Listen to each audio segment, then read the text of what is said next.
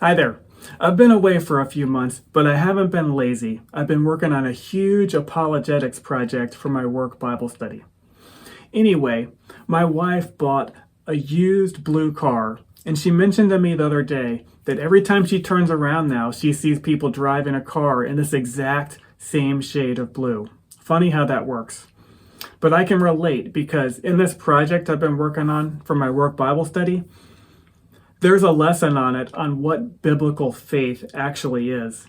And now, every time I turn around, the topic of biblical faith is coming up and people are asking me, what is biblical faith? And so what I want to do right now is take a look at 3 verses in the Bible that explain what actual biblical faith is. Galatians 2:20, I have been crucified with Christ, and I no longer live, but Christ lives in me. The life I live in the body, I live by faith in the Son of God, who loved me and gave himself up for me.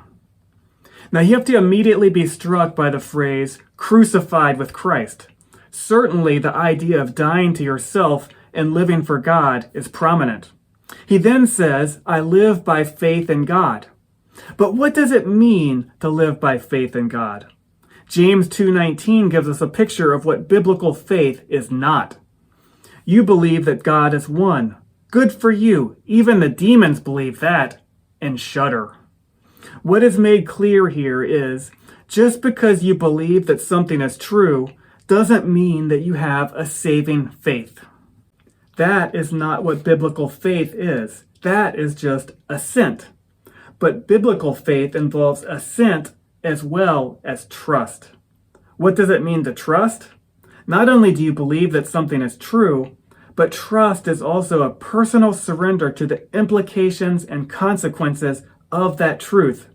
That trust is directed to a person, in this case, to Jesus.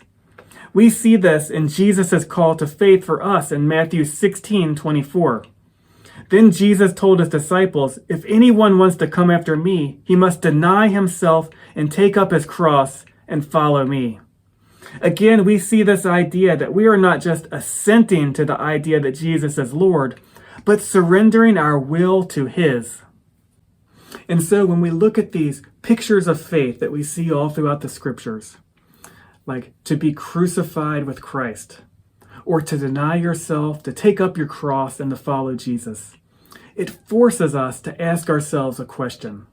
When it comes to biblical truths, like Jesus is Lord, Jesus is God, and Jesus conquered death, does your faith say, yeah, I believe that's probably true?